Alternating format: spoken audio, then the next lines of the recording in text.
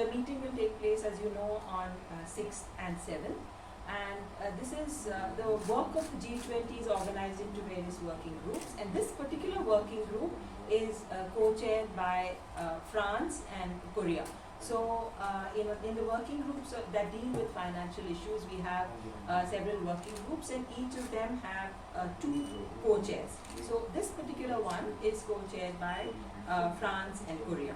So the meetings of the next 2 days will be co-chaired by France and Korea, and from the presidency, the Ministry of Finance and the Reserve Bank of India will also jointly steer it with them. Now, what this International Financial Architecture Working Group does is it deals with international financial architecture, as the name implies. It deals with capital flows between countries, liquidity matters, debt, then any matters related to the IMF and World Bank, and matters related to regional funding arrangements, the multilateral development banks, and so on. So over the next 2 days, there will be 6 sessions, and each session will deal with each of these issues that the IFA, we call it IFA working group, that the International Financial Architecture Working Group handles. Then also, while we have these sessions, we will also have alongside the G20 meetings, we always conduct some side events. So these side events allow delegates to have a more in-depth discussion on issues of interest. So for example, we will have a seminar on towards orderly green transition, investment requirements, and managing risks to capital flows. So what it does is it will discuss what are the implications of the requirements of green finance. That is, how can developing countries attract funding for their green projects. And then for these sort of side events and seminars, we call domestic and international experts who will have a panel discussion, and then it will be open for question and answers from the participants. Now, we are also another emphasis of the government has been that everywhere that these meetings are held, people should also know what is happening in these G20 meetings and what is discussed in these meetings. And we'll have one more meeting in September.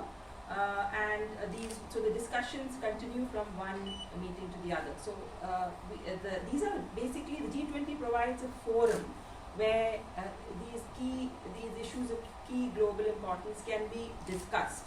So it is not a forum which comes out with any legally binding documents or outcome or tangible outcomes, but it provides a forum where the big economies, the major economies of the world, which comprise a large part of the GDP and the population and international trade, they come together, and what is discussed in these groups influences then what happens in other international organizations like IMF, World Bank, World Trade Organization, and so on. So it is a forum with a lot of impact, and being the presidency provides India with an opportunity to set the agenda, to work with the co-chairs of the working groups on the documents that are discussed, and generally to make sure that the voice of the global south is reflected in these. Because now we've had a unique series of emerging market economy presidencies. So it's Indonesia, India, Brazil, and then South Africa. So this is an opportunity to make sure that the voice of the developing countries is represented, because otherwise the G20 has all the many of the developed countries. So that is what the Indian presidency aims to do.